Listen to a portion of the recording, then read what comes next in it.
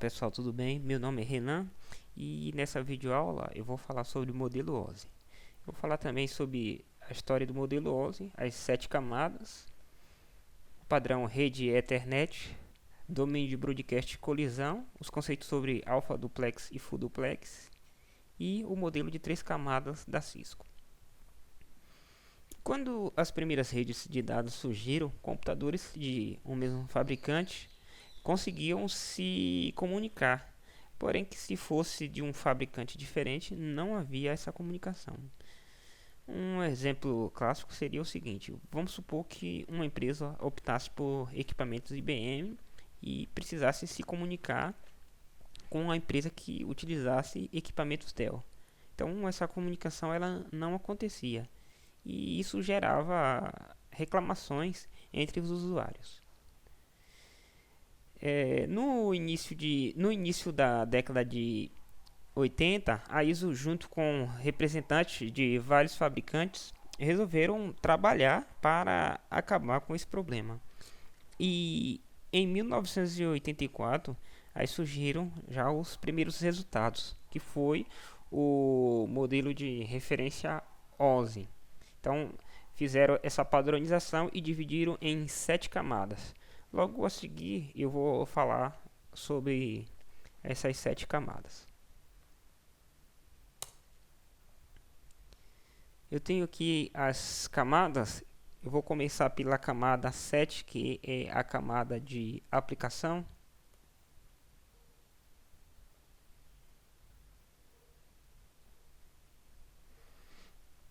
A camada 7, ela é nessa camada que ocorre a interação entre o computador e o usuário. Alguns exemplos de aplicações são os nossos navegadores e os servidores que nos fornecem essa aplicação. Um exemplo é quando a gente digita no nosso navegador www, nosso site, a gente está fazendo uma solicitação a uma aplicação de dados que estão armazenados em um servidor. Camada 6, que é a camada de apresentação. A camada de apresentação ela é responsável por solicitar um serviço na camada de aplicação, que envia uma solicitação para a camada de sessão, e diferente das camadas inferiores, que são essas aqui, as camadas onde está aqui é o mais escuro, ó, daqui para baixo são as camadas inferiores. Então, aí, diferente dessas camadas, ela se preocupa em formatar os dados originais para um formato compreendido. Temos aqui alguns exemplos de formatação, são o ASCII2, o EBCDIC e tem alguns outros. Além de formatar, a camada de apresentação ela tem outras funções, que são a compreensão de dados e a segurança da informação. Alguns padrões dessa camada que são definidos são bastante conhecidos, é o formato JPEG, GIF, MPEG e etc. Temos agora aqui a camada 5, que é a camada de sessão. A camada de sessão ela é responsável por estabelecer e finalizar a sessão. Nesse processo ocorre uma marcação, e se por acaso a conexão falhar, os computadores reiniciam a partir daquela marcação. Então, se você tiver no meio de uma sessão e sua conexão cair, ele não começa do zero, ele começa a partir daquela sessão que você está fazendo. Um exemplo é assim: se você estiver enviando um e-mail e de repente a sua conexão cai, então ali já tem uma marcação e você não vai precisar digitar todo o e-mail novamente, você vai apenas reenviar. Temos aqui agora a camada de transporte, que é a camada 4. A camada de transporte aqui nós já temos as nossas PDUs, que essa parte aqui, ó, toda essa parte aqui que está em cinza, chamamos essas camadas inferiores e é classificada como PDUs. Na camada de transporte, camada 4, ela é responsável por receber os dados que são enviados pela camada de seção, segmentá-los para a camada de rede. A ISO define esse protocolo de transporte para operar em dois modos. Um é orientado à conexão e o outro não orientado à conexão. No caso do não orientado à conexão, é o UDP.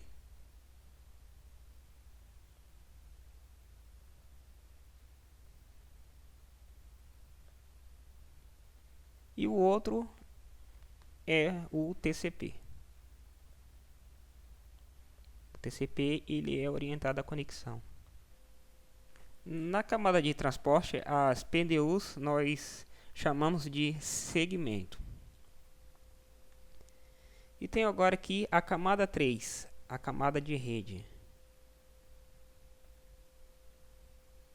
A camada de rede ela é responsável pelo roteamento dos dados através da internet e pelo endereço lógico, que é o IP. Ou seja, quando um pacote é recebido em uma interface qualquer de um roteador, ocorre o seguinte: o endereço IP de destino é checado. Se o pacote não for para ele, ele vai procurar na tabela de roteamento. Essa tabela de roteamento ela tem uma base que fica na memória RAM. E nessa camada estão presentes os roteadores, que possuem algumas características importantes. Entre eles que possuem é que eles quebram o domínio de broadcast, que eu vou comentar mais adiante. Então aqui estão presentes os roteadores.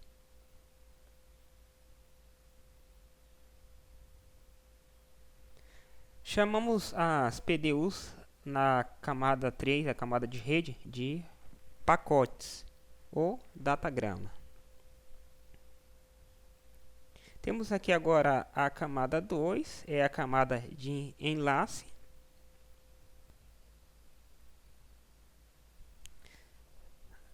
Na camada 2, que é a camada de enlace, esta camada ela assegura que os dados sejam transmitidos ao equipamento apropriado e converte dados vindos da camada superior, que é a camada de rede, em bits, tornando possível a transmissão em um meio físico, que podem ser levados por um switch, podem ser também transmitidos através de uma bridge. Então, nessa camada de enlace, ele formata a mensagem em um frame e adiciona também um cabeçalho contendo um endereço MAC, que é então, quando o switch ele vai enviar, ele analisa o endereço MAC. Aqui estão presentes switches e bridges. A diferença entre o bridge e o switch é o seguinte: é que o switch ele usa chips inteligentes chamado ASCII2 para o processamento dos quadros. E já o bridge não, o bridge ele usa softwares para essa transmissão. Então hoje já as bridges já em desuso e já tem o switch aí que é mais utilizado. Na camada 2 de enlace nós classificamos as PDUs em quadro ou frame.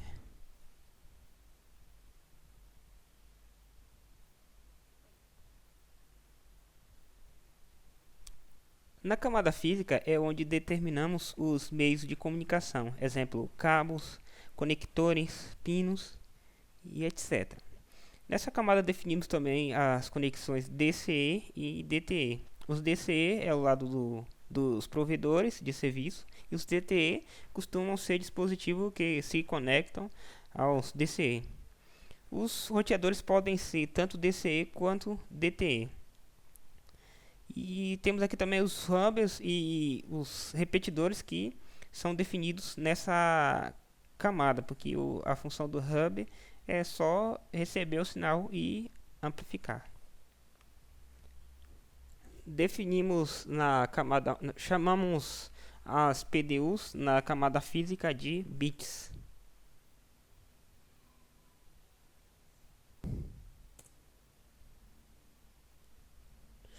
Padrão Ethernet. Nós temos aqui o padrão Ethernet na camada física.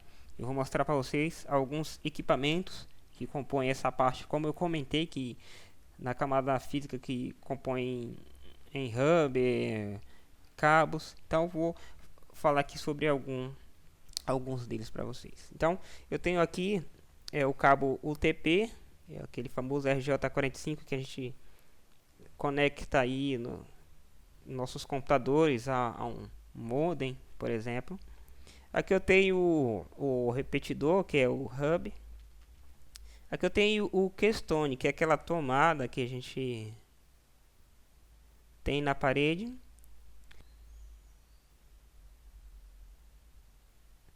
E aqui eu tenho o cabo rollover, que ele serve para conectar o roteador ou switch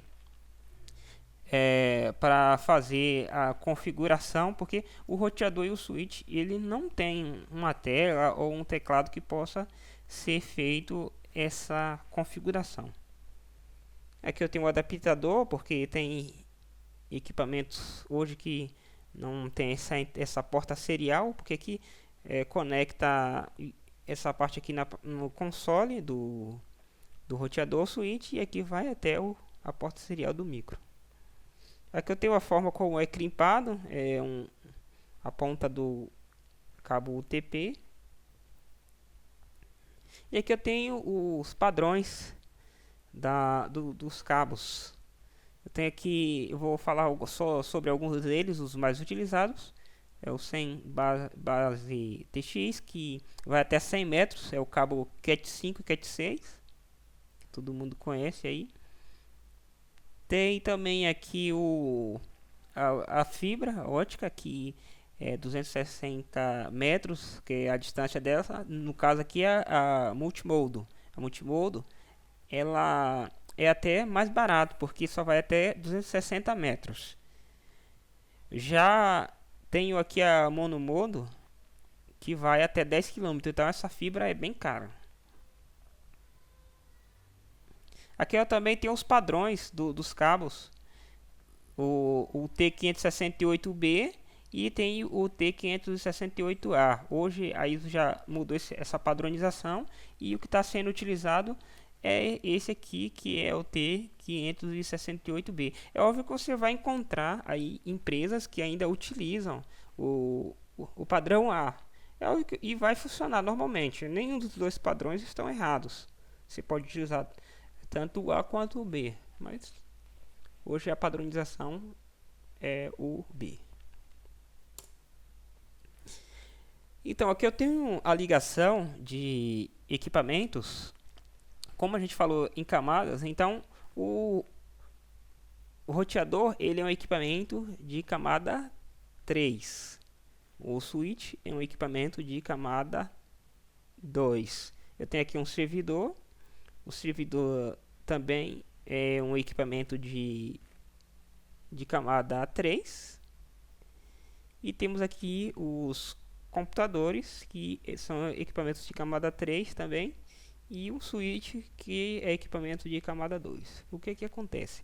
Quando um equipamento ele é da mesma camada, ele utiliza um cabo crossover, que é nesse caso aqui. Eu tenho uma ligação da porta do switch para o outro switch.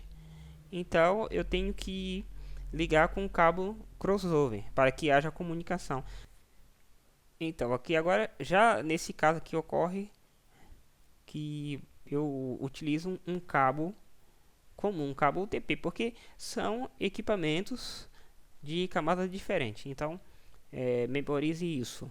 Equipamentos da mesma camada, cabo crossover. Equipamentos de camadas diferentes, um cabo comum. Rede Ethernet. Em uma rede Ethernet, nós temos aqui um único cabo conectando todos os equipamentos. E essa rede ela possui um mecanismo chamado CSMA/CD, que é um mecanismo que detecta para evitar colisão. Então ele verifica se o cabo está disponível e se ele estiver, ele envia os dados. Porém, se o sistema CSMA/CD ficar monitorando e caso haja um congestionamento, ele dá uma pausa. Aí depois ele tenta novamente. Se fizer isso durante 15 tentativas e não obtiver sucesso, ele entra em timeout. Eu tenho aqui o host C, que ele fala o seguinte: quero enviar dados, porém este canal está ocupado, tem que esperar. E aqui eu tenho a máquina A, que ela está transmitindo, e tenho a máquina B, que está recebendo. Então, quando a máquina C for enviar para algum dispositivo, no caso aqui ela poderia estar enviando aqui para a máquina B, ela vai analisar quando acabar essa transmissão para que ela possa enviar os dados sem nenhum problema. Então ela fica tentando até haver espaço. Assim, quando ela consegue transmitir, ela fica monitorando, porque, por exemplo, aqui eu tenho aqui o A transmitindo. Aí se você for transmitir para o B e o A também, pode haver um congestionamento. Domínio de broadcast e colisão. Na figura aqui eu tenho um hub, desse lado aqui eu tenho um hub, onde o hub é um domínio de colisão e de broadcast. Quando o hub ele recebe uma informação, ele apenas amplifica e distribui. Ele não verifica nada, ele manda para todo mundo. Isso causa uma lentidão na rede. E aqui eu tenho um roteador. O roteador ele quebra o broadcast. Já desse lado aqui eu tenho um switch. E o switch já ocorre ao contrário. O switch ele é um grande domínio de broadcast e cada porta é um domínio de colisão. Isso no switch, que é um grande domínio de broadcast, quando não há vilãs criadas. Então nessa rede aqui nós temos dois domínios de broadcast, que é o hub aqui e o switch. E temos 7 domínios de colisão. Vamos contar aqui. Temos 5 computadores ligados ao switch. E temos aqui o roteador. Então aqui torna-se uma porta de colisão. E temos aqui uma conexão entre o switch e o hub, que é a outra porta de colisão. Esse caso aqui, o roteador, como já tinha até falado antes, ele quebra o domínio de broadcast porque ele verifica o endereço lógico, que é o IP. Ele não fica mandando broadcast para todos. Alpha duplex e full duplex. O alpha duplex ele utiliza apenas um par de cabos com o sinal fluindo em ambas as direções e geralmente causa colisão. O que acontece aqui? O sinal ele vai e volta tudo por um mesmo cabo, no mesmo par de cabo, né? Então isso causa essa colisão, os dados eles se chocam e isso não é bom. Já no full duplex é o contrário, ele utiliza dois pares e não há colisão porque vai por um lado e envia por um lado e recebe por outro. É como se fosse uma rodovia, né? Então um carro vai por uma mão e o outro volta por outra. Então não tem essa colisão. Esse alpha duplex e full duplex podem ser configurados. A gente configura na interface Fast Ethernet tanto do roteador quanto do switch. Não vou entrar em detalhes agora, mas nas próximas videoaulas a gente vai fazer essa configuração. Então, full duplex vai em um par de cabo e volta por outro. Então, não há colisão.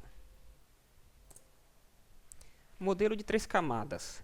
O modelo de 3 camadas é um projeto que é sugerido pela Cisco. Estes modelos são divididos em 3 camadas. A primeira é a núcleo, ou pode ser chamada também de core. Essa camada é o ponto mais crítico, onde exige equipamentos de alta performance e classificamos como o coração da rede. Geralmente aqui é utilizado equipamentos de Layer 3, que tem assim uma alta performance. E temos aqui assim, é onde é conectado também todo, e é onde é conectado todos os equipamentos. Então é uma parte bem crítica. E temos aqui distribuição, que é onde nós fazemos criamos nossas ACLs, fazemos todos os roteamentos, criamos VLANs. E temos aqui o acesso, a camada de acesso, que é o acesso ao usuário, já que os equipamentos não precisam ser de tão alta performance, podem ser switches comuns. A grande vantagem disso aqui é performance. Se um cabo desse partir, por exemplo, a rede não para, porque é cheio de redundância. Então um switch vai assumindo o lugar do outro. E se houver a necessidade de trocar algum equipamento, também a rede não para de funcionar. Não, como eu já falei, não é obrigatório ninguém seguir esse padrão.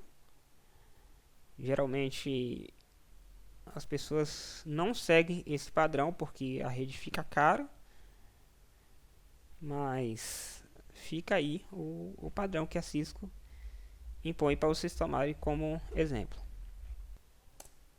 Geralmente as pessoas usam desse tipo, onde tenho aqui um switch central e todos os equipamentos conectados. O que acontece? A grande sacada disso aí é que quando você vai fazer um projeto de redes, aí você apresenta ao seu chefe ou até mesmo em uma empresa, e a empresa fala: nossa, tá muito caro, não vou conseguir fazer. Se for desse valor aí, eu prefiro não fazer, eu prefiro não mudar a minha rede ou até mesmo não implementar. E aí você acaba optando por um modelo comum, que é como esse exemplo aqui, e esquecendo da performance da rede, de seguir aí os padrões.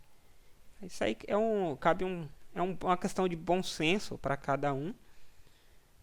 Lembrando que você pode até perder um contrato, mas a sua reputação também pode estar em jogo, porque você vai implementar lá uma rede e com algum tempo ela pode vir apresentar alguns problemas. Então fica aí a dica para vocês. A questão de utilizar o equipamento adequado ou reduzir custo para conseguir implementar o projeto, caso seja feita essa exigência.